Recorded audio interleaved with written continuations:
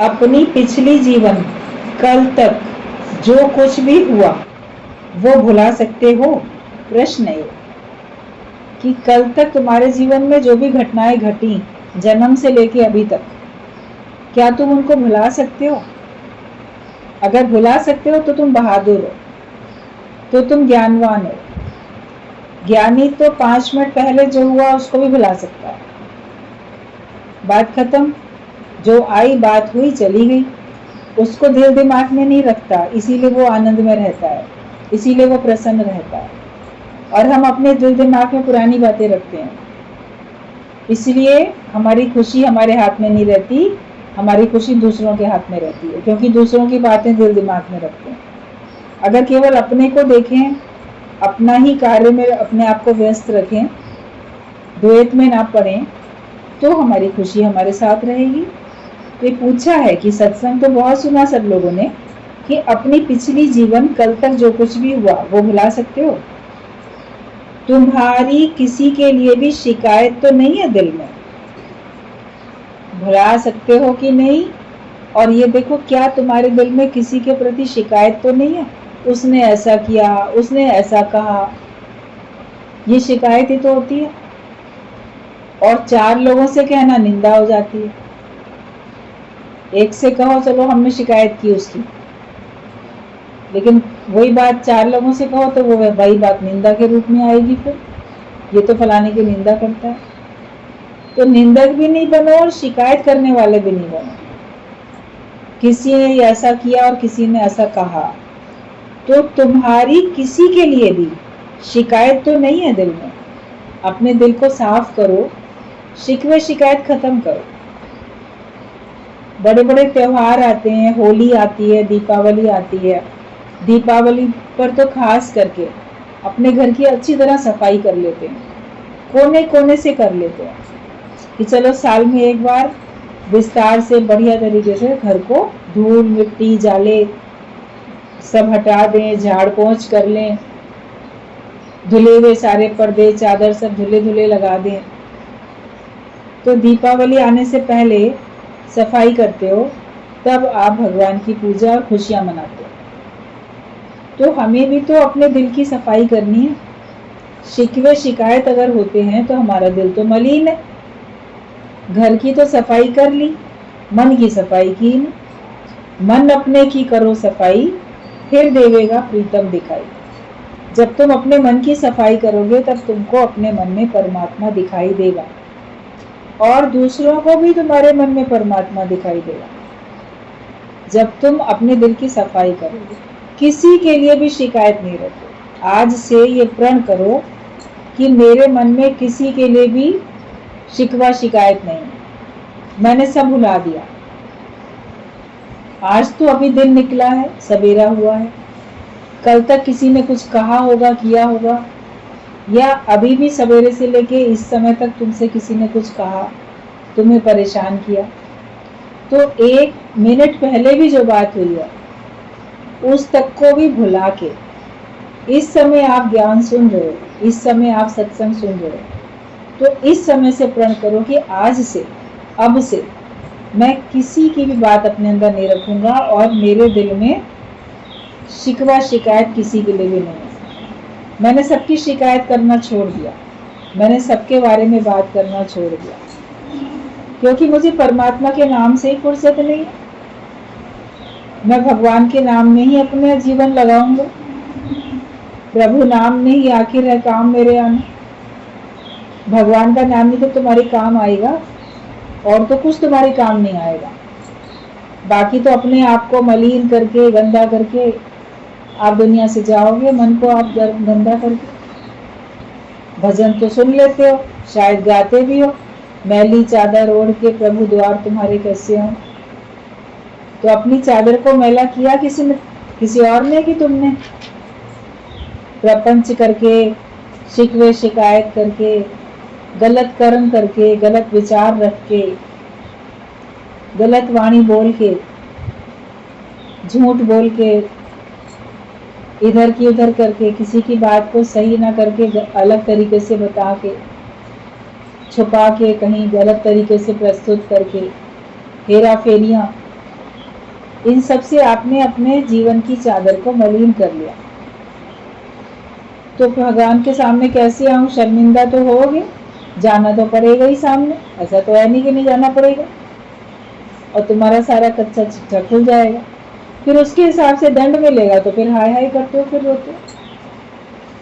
गुरु बचाना चाहता है हमको, नरक से बचाना चाहता है गुरु, लेकिन हम दूसरा देख के नरक में जाते हैं। हम खुद नरक में पड़ना चाहते हैं, हम स्वर्ग में जाना नहीं चाहते। गुरु का काम है सुझाव करना। सफल अपना जीवन करो, तब तो फायदा है सत्संग में आने का। तो अपने दिल में ये देखो कि क्या किसी के लिए भी शिकायत है, और अगर है तो उसे अभी ही खत्म कर दो। ये नहीं घर में जाने के बाद खत्म करेंगे, सत्संग से उठने के बाद खत्म करेंगे, सत्संग पूरा सुन ले तब खत्म करेंगे। सत्संग में जो बात सुनी, जो सेंटेंस जिस समय आपके कान में गया, उसी समय उसके ऊपर डन करते चल जाओ कि ठीक है ठीक है ठीक है, हाँ ऐसा कर लिया ऐसा कर लिया। मन सुनते सुनते आपको आपकी कमी भी तो बताता ही जाता है ना। जब वाणी में जो बात चलती है, अगर वो आपके जीवन में उतरी हुई नहीं है, तो आपका मन उसी समय तो बता देता है, अरे ये बात है सुनी, मैं तो इस पे नहीं चलता, मैं तो इससे विपरीत चलता हूँ। आपका मन उसी समय बता देता है। तो उसी समय निर्णय भी तो कर लो, उसी समय निश्चय भी तो कर लो कि अब मुझे नहीं करना है, जो भी मेरे से गलतियां हुई मुझे अब आगे से नहीं दोहरानी। तो तुम्हारा मन साफ होएगा, तब तुम पूजा करने के, त्योहार मनाने के अधिकारी बनोगे। बुद्धि अपनी ठीक करो, और अच्छी बुद्धि के लिए गणेश जी, और संसार में जीवन अच्छे से बिताने के लिए लक्ष्मी जी की, दोनों की तो आपको आवश्यकता पड़ती है। बिना बुद्धि के धन मिल जाए तो दुरुपयोग होएगा। बुद्धि सही है, सद्बुद्धि है तुम्हारी, तो धन मिलेगा तो सदुपयोग होगा। इसीलिए लक्ष्मी जी के साथ गणेश जी होते हैं कि ताकि तुम्हारी बुद्धि ठीक रहे, तो जो कुछ तुमको मिले उससे तुम अपना भी सुख लो, औरों को भी सुखी कर पाओ। सदुपयोग करो, आपके पास जो कुछ परमात्मा ने दिया उसकी कदर कर सकोगे। लेकिन अगर तुम पिछले जीवन को भूल नहीं पाते हो, तुम शिकवे शिकायत तुम्हारे दिल में है, तो फिर तुम्हारा जीवन बेकार। तो जो कुछ तुमको मिला है उससे तुम खुशी भी नहीं प्राप्त कर सकते। जब शिकवे शिकायत में पड़े हो तो तुम्हारे पास कितने सुख के साधन है, आप उसका सुख ले पा रहे हो क्या? आप तो मन में कुड़ते चले जा रहे हो, कुड़ते ही चले जा रहे हो। उस दिन दोहा सुन रहे थे ना, सिंधी का था कि न थी कुड़कुड़ ठे मेहमान जी हिते, जो रखे दावा हित सो मेहमान ना पर चोर। सुनी थी ना ये बात कि कुड़कुड़ नहीं करो, शिकवे शिकायत नहीं करो, क्योंकि तुम यहाँ मेहमान बन के आया है फकत तू तो बन के मेहमान। यहाँ तुम मेहमान बन के आए हो, और जो यहाँ दावा रखोगे कि मैं मालिक हूँ, दावा जमाते हैं ना कि मैं मालिक हूँ इस चीज का, जो अगर तुम दावा यहाँ जमाओगे, संसार में किसी के ऊपर अधिकार रखोगे, जड़ या चेतन किसी पर भी, तो फिर तुम मेहमान नहीं हो, लेकिन फिर तुम चोर कहलाओगे, और चोर को तो दंड मिलता। तो जो दुनिया में आता है वो अपने को मेहमान समझ के नहीं बैठता, अपने को मालिक समझ के बैठता है, दावा जमाता रहता है। फिर दावा न जमा लेना ये देश है बेगान, तो फिर तुम चोर। तो चोर को तो पनिशमेंट मिलती है, फिर सोचते हो हमको पनिशमेंट क्यों मिल रही है, हम तो बड़े अच्छे हैं, भगवान किस बात का दंड मुझे दे रहा है। भगवान की चीज को तुमने अपना बना लिया, और उस पर व्यर्थ का आप दावा ठोक कर बैठे हो, अतिक्रमण आपने कर लिया, दूसरी की चीज को अपना बना लिया, और ऊपर से उसका दुरुपयोग भी कर रहे हो। तो भगवान तो तुम्हें दंड देगा ही देगा। भगवान तुमको क्यों, कोई तुमको सुख दे, सुख की आस करते रहते हैं। तो अपने दिल में किसी के लिए भी शिकायत नहीं रहे। दूसरा कैसा भी है उससे मेरा कोई मतलब नहीं है, लेकिन मैं अपने को ज्ञानवान बनाने आया हूँ, मैं अपने को भगवान का सच्चा भक्त बनाने आया हूँ, मैं अपने को भगवान के जैसा बनाने आया हूँ, क्योंकि भगवान के जैसे बन के ही तो तुम भगवान से मिलके एक हो सकते हो। जैसी वस्तु है वही तो उसी प्रकार की वस्तु में तो मिलके एक होएगी। इतनी बार आप लोगों ने सुना है। अगर आप चावल का बर्तन रखा है, उसमें चावल डाल दोगे थोड़े ऊपर से, तो वो मिलके एक हो जाएंगे। कौन से दाने आपने डाले उसको कोई अलग नहीं कर सकता। लेकिन चावल के बर्तन में अगर आपने दाल डाल दी होगी तो वो उसमें मिलके भी नहीं मिली। आप उसको बीन के अलग कर सकते हो कि ये वाली मैंने दाने डाले थे, क्योंकि वो चावल से फर्क है। तो हमें पहले यहाँ रहते हुए, दुनिया में रहते हुए, शरीर में रहते हुए अपने को भगवान के जैसा बनाना है। तब तो भगवान से मिलके एक होएंगे, तब तो हमको मोक्ष मिलेगा, तब तो आवागमन के चक्कर से छूटेंगे। वरना तो भगवान से मिलके भी एक नहीं होंगे।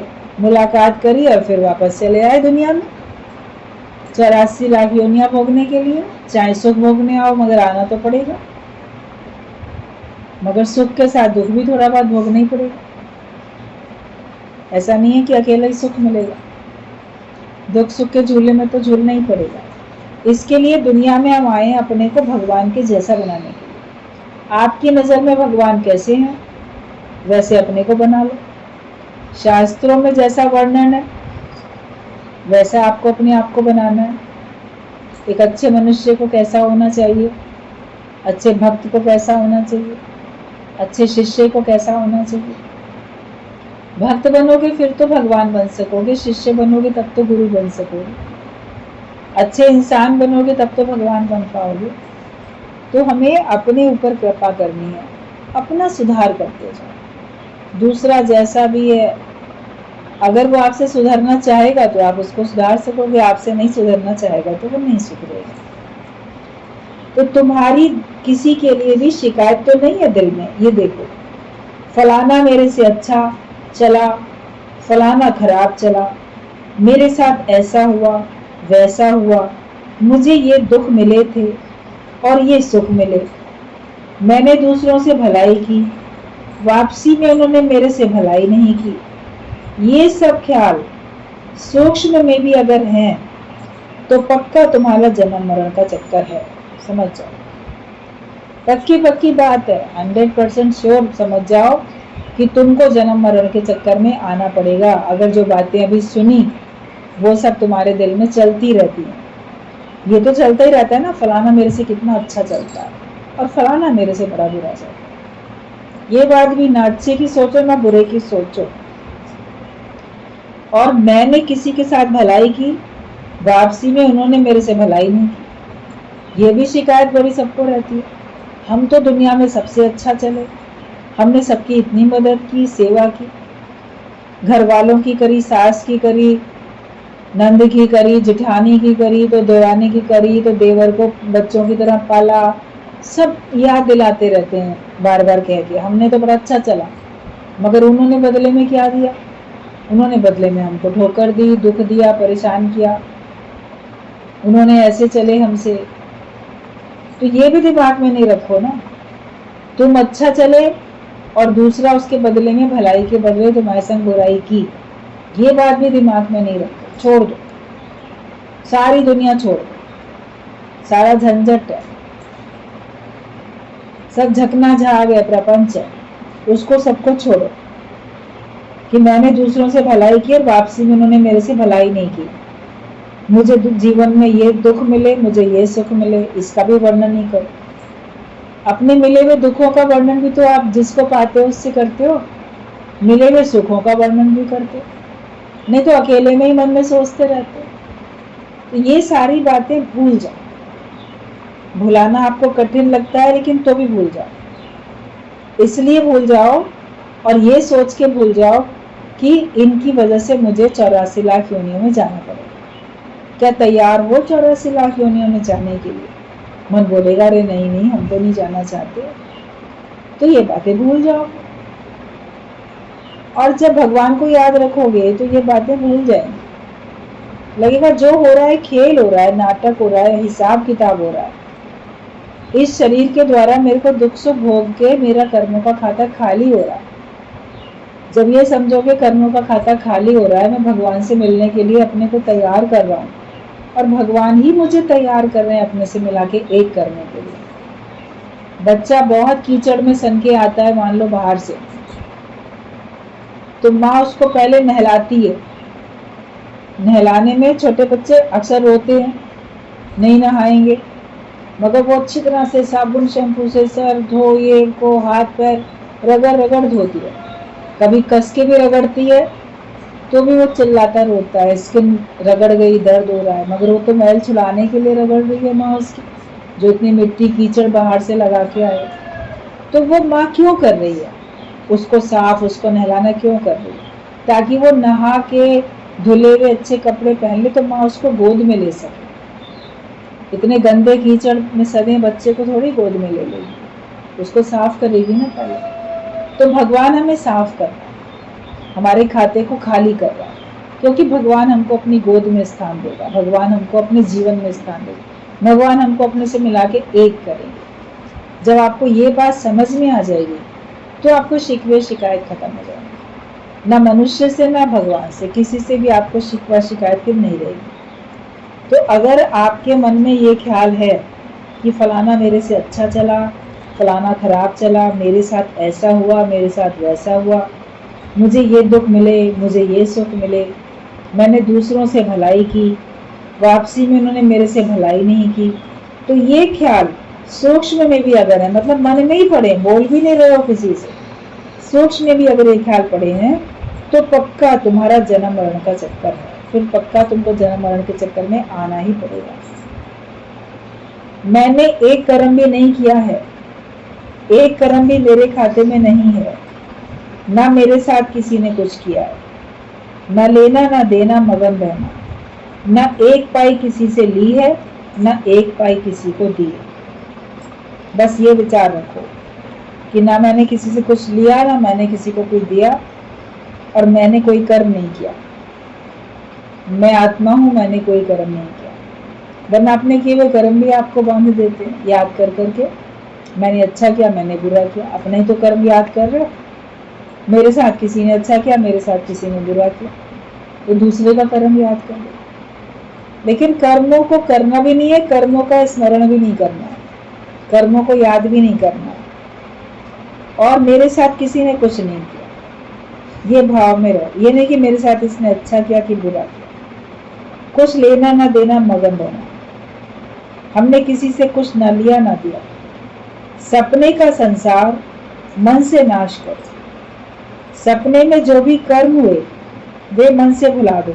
जागो तो मैं अकेला हूँ, मैं एक अकेला आया हूँ, दूसरा है ही नहीं, तो बात किसकी करूं। जो भी कुछ हुआ कर्म वो सपने में हुआ, जगत तो सपना, जगत है एक रहने का सपना। आत्म जागृति में आ गए तो उसके बाद तुम्हारे कर्मों को तो भूलना ही है ना, सपने को तो भुलाते हो ना। भले सपने को एक बार याद करते हो, कल ना ऐसा सपना देखा, उसको याद करते हो। कोई सुनने वाला होता है तो किसी को सुना भी देते हो, नहीं सुनने वाला होता है तो बस एक बार याद करके उसके बाद दिन भर अपने काम में लग गए ना, फिर भूल भी जाते हो। बचपन से लेके आज तक बहुत सपने देखे, क्या उन सपनों को रोज याद करते हो बैठ? जैसे वो सपना भूल गए, ऐसे ही जो कर्म तुम करते हो या किसी और ने किए उनको भूल जाओ। सपने की है सब रचना, उसको सच नहीं समझो, वरना सच समझोगे तो तुम धोखा खाओगे। तो सपने का संसार है, उसको अपने मन से नाश करो। अपने मन में सपने का संसार लेके बैठे हो, सपने में जो भी कर्म हुए वो मन से भुला दो। आत्म जागृति में आओगे तो मैं तो अकेला ही हूँ, मैं एक अकेला आया हूँ, दुनिया में दूसरा है ही नहीं, तो बात किसकी करूँ। द्वैत टोटल नाश करो, द्वैत को टोटल नाश कर दो। दूसरे की बात मन में भी ना आए, मन में भी नहीं आए और दूसरे की बात करोगे। हम तो रोज रोज इस बात को पढ़ के सुन के कितना गुरु जी की वाणी सुनते हैं, और वाकई ये सब पक्का होता जाता है। रोज रोज सुनने से सब पक्का होता है। और अपनी सूक्ष्म में अनजाने में भी अगर कोई कमी गलती हुई होती है तो वो ध्यान में आती है, और उसको ना दोहराने का संकल्प करो। सभी को ये संकल्प करो। आप किसी से कोई बात बोलोगे कोई एग्जाम्पल भी दोगे किसी को भी लेके, तो उसको भी लोग क्या से क्या करके कहाँ तक बात पहुंचाएंगे। तो किसी से कुछ भी कहने की आवश्यकता नहीं है, हम किसी से कुछ भी ना कहें, समझे। इधर देखिए, तो हम जब ये सोचते हैं कि मैं अकेला आया हूँ, दूसरा कोई है ही नहीं, तो फिर मैं बात किसकी करूँगा। कभी किसी और को समझाने के लिए भी दूसरे की बात अगर करते हैं तो उससे भी कोई समझता नहीं है किस लिए कहा जा रहा है, उसका दूसरा अर्थ लगा लेते हैं। इसलिए दूसरे की बात किसी से करनी ही नहीं, अपनी बात बोलो सीधी सीधी, और इसकी उसकी बातें अपने मुंह से नहीं करो। जगत में इसी कारण से आपस में वैर विरोध लड़ाइयाँ होती रहती हैं। तो द्वैत टोटल नाश करो और दूसरे की बात मन में भी ना आए। बाहर का कचरा अंदर नहीं डालो, द्वैत माना कचरा। बाहर की बातें, दूसरे की बातें जो तुम करते हो, किसी से भी कहते रहते हो मुख से और मन में भी चलती है, तो ये तुम अपने मुख को भी गंदा कर रहे हो, अपने मुंह में कूड़ा कचरा भर रहे हो और मन में भी कूड़ा कचरा भर रहे हो। द्वैत अगर रखा है और द्वैत की बात, नाम रूप की बात की है, तो अपने को तो शुद्ध पवित्र बनाओ ना हर पल। तो बाहर का कचरा अंदर नहीं डालो, द्वैत माना कचरा, तो द्वैत अंदर नहीं आना चाहिए, अंदर अद्वैत आत्मा ही रहे। मैं ही तो हूँ, सब प्राणी मेरे में समाये हुए हैं, सब मेरे अंग हैं, कोई भी भला बुरा नहीं। दुनिया में जितने भी लोग हैं सब मेरे हैं, मेरा रूप है, मेरा ही अंग है। सबसे अलग अलग कार्य हो रहा है मगर वो सब मेरे हैं। मैं उनको गंदा नहीं कह सकता, मैं उनको बुरा नहीं कह सकता, मैं उनको छोटा नहीं कह सकता। अपने सारे अंगों को आप श्रेष्ठ ही समझोगे, क्योंकि किसी भी अंग के बिना तुम्हारा काम नहीं चलेगा। आप सर से लेके पैर तक, पैर के नाखून तक, जो जितने भी अंग भगवान ने बनाए हैं, जो बाहर से दिखाई दे रहे हैं, जो अंदर है, उनमें से किस एक के बिना तुम्हारा काम चल रहा है तो बताओ। सब काम अलग अलग करते हैं और वो तुम्हारी सुरक्षा ही कर रहे हैं। सर के बाल हैं, वो तुम्हारी सुंदरता बढ़ा रहे हैं। आपके आंखों के ऊपर, आपके माथे पर भौएं हैं, वो भी आपकी सुंदरता बढ़ाने के साथ साथ आपकी आंखों की सुरक्षा कर रहे हैं, क्योंकि पानी पसीना बह के आपकी भौं तक ऐसे टिक जाता है, फिर इधर उधर हो जाता है, वरना सीधा आपकी आंख में ही पड़ जाए। पलकें हैं आपकी आंखों को कितनी सुरक्षा देती हैं, क्योंकि वो कितनी नाजुक है आंखें। कितना एक एक चीज अगर आप देखने चलो, एक एक अंग के बारे में सोचो, तो सब जो भी कुछ भगवान ने बनाया है वो तुम्हारी सुरक्षा के लिए बनाया। तो हम किसको कम कह सकते हैं, किसको खराब कह सकते हैं। तो संसार में जो भी जीव जंतु बनाए हैं भगवान ने, मनुष्य से लेके जो कुछ भी, सब कोई ना कोई काम कर रहे हैं और उसमें कुछ अच्छा ही हो रहा है। ईश्वर जो भी करता है अच्छा ही करता है। तो जितने भी हमको प्राणी देखने में आए, सबको अपना अंग अगर आप समझोगे तो आप किसी से शिकवा शिकायत करोगे नहीं, कोई बुरा लगेगा नहीं। सब प्राणी मेरे में समाये हुए हैं, सब मेरे अंग हैं, तो कोई भी भला बुरा नहीं है। ज्ञानी को आत्मा इतनी प्यारी है कि शरीर और संबंधी कोई भी प्रिय नहीं है। अज्ञानता में अपना शरीर बड़ा प्रिय लगता है, अपने संबंधी बहुत प्रिय लगते हैं, लेकिन जब ज्ञान पक्का कर लोगे तो आपको अपनी आत्मा सबसे प्रिय लगेगी। प्रिय में प्रिय हमारा अपना स्वरूप है, क्योंकि वो भगवान का ही रूप है। उसकी तुलना में कोई और प्यारा नहीं है। सबसे प्यारा हमको हमारा परमात्मा, हमारा आत्मा ही है, और वो आत्मा के सिवाय दूसरा देखता भी नहीं है। जिसको आत्मा प्रिय हो जाती है वो फिर सब में आत्मा देखता है, क्योंकि सब में तो परमात्मा बस रहा है। कौन सी ऐसी चीज है जहाँ परमात्मा नहीं बसता है, तो सबको प्रिय करके देखता है। वो आत्मा के सिवाय दूसरा देखता ही नहीं है, चिंतन ही आत्मा का करता है, तो नाम रूप का चिंतन नहीं करता। तुम नाम रूप का चिंतन करते हो तो तुम अपने को नरक में लेके जाते हो, द्वैत में लेके जाते हो। द्वैत जो है वही आपके मन को मलिन करता है। गुरु के ज्ञान से, दिल लगाने से बोध रूपी बेटा पैदा होता है। जो गुरु हमें ज्ञान देता है, उस ज्ञान को अपने जीवन में अगर आप धारण करते हो तो आपको बोध प्राप्त होता है, आपको सही समझ मिलती है। बच्चे को कहते हैं ना, ये अबोध है, इसको बोध नहीं है किसी बात का। तो बिना ज्ञान के, बिना ब्रह्म ज्ञान के, आपकी उम्र कितनी भी बड़ी हो जाए, आप अबोध हो, क्योंकि आपको ब्रह्म ज्ञान का तो बोध है ही नहीं। और बड़ी उम्र हो जाने पर भी मुझे क्या बोलना चाहिए, कब बोलना चाहिए, किससे बोलना चाहिए, कितना बोलना चाहिए, कौन सा कर्म करना चाहिए, कौन सा कर्म नहीं करना चाहिए, इन बातों का ज्ञान नहीं होता। आप कितने भी बड़े हो जाओ, बिल्कुल बूढ़े हो जाओ, तो भी आपसे मिस्टेक होती रहती है। तो उस वक्त आप बोलोगे मैं तो इतना बड़ा हूं, लेकिन तो भी ज्ञानी की दृष्टि में तो आप अबोध हो। तभी तो भूल हुई, तभी तो गलती हुई। अगर तुम्हें बोध होता अच्छे बुरे का, सही गलत का, तो तुम बदकर्म करते ही। ज्ञानी को बोध प्राप्त होता है आत्मा का, ज्ञान का, तो वो कर्म करत होए नेह कर्मी होता है, क्योंकि उसको बोध प्राप्त है। और उस बोध के कारण से उसके कोई कर्म नहीं बनते हैं, कर्मातीत हो जाता है। अकर्मण्य और आलसियों के भी नहीं बैठता, कार्य भी उससे होते हैं, लेकिन उसको बोध प्राप्त है तो वो कर्म उसके कर्तापने से नहीं होते, उसके खाते में नहीं आते, वो मिलके परमात्मा से एक हो जाता है। तो जब तुम गुरु के ज्ञान से दिल लगाओगे तब तुम्हारे अंदर बोध प्रकट होगा, और उस बोध के प्रकट होने से तुमको आनंद आएगा। वो बोध तुमको मुक्ति दिलाएगा। किसी के घर में बेटा जन्म लेता है तो खुश होते हैं कि ये बेटा हमारा अंतिम संस्कार करेगा, हमारे को ये मुक्ति दिलाएगा। बेटा पैदा होगा तो हमारी गति होगी, सदगति होगी, इसीलिए लोग बेटा चाहते हैं। तो जब बोध रूपी बेटा तुमको होगा तब तुम्हारे को मुक्ति मिलेगी, तब तुम्हारी सदगति होगी। उस बेटे से तुमको मुक्ति मिले, सदगति मिले, वो किसी ने नहीं देखा, लेकिन तुम्हारे अपने ज्ञान के कारण से, आत्मिक निश्चय के कारण से तुम्हारे को जन्म मरण के चक्कर से छुटकारा मिलता है।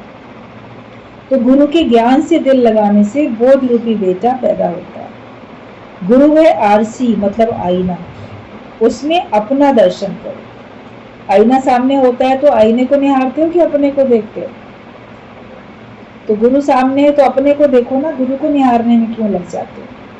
आप अपने को देखो कि मैं क्या हूं, मैं अपने को देख के अपने को संवारूं, अपने को सजाऊं, अपने को मलिनता से दूर करूं, खोट से दूर करूं अपने आप। हमको अपना अच्छा बुरा दिखना चाहिए, अपने को पहचानो। तो गुरु है आरसी, आईना, उसमें अपना दर्शन करो, अपने को पहचानो। अपने को पहचानना माना अपने को गंवाना। जो अपने को मिटा देता है, देह अध्यास मिटा देता है, तब समझो उसने अपने को पहचाना। अपने को पहचानना ये नहीं कि मैं अपने को शरीर को जानता हूँ, अपने स्वरूप को जानना अपने को पहचानना होता है। और जो अपने स्वरूप को जान लेता है तो फिर वो अपने देह अध्यास को भुला देता है। गुम होके वेख नजारा, अपने को मिटाओ, अपने को गुम करो, और गुम होके इस परमात्मा की सृष्टि की सैर करो, इसका नजारा देखो, अपने को मिटा के देखो, तब तुमको आनंद आएगा। बन के चलने में आनंद नहीं है, अपने को गुम करके चलने में हमको आनंद होता है। तो आनंद स्वरूप होके रहो, अपने को मिटा के चलो। ये पत्र पूरा हो गया है। सुन के आप देखो आपने अपने को मिटाया कि अभी तक बना के चल रहे हो, पुरानी बातें भुलाई कि नहीं भुलाई, शिकवे शिकायत दिल से दूर किए कि नहीं किए, मन की सफाई की या नहीं की। दीपावली से पहले ये गुरु की वाणी, ये पत्र के रूप में सबकी अंदर से अच्छी तरह से सफाई करने के लिए आज सामने आई है। सबने सुना है और सबको उस पर अपनी स्थिति बनानी है।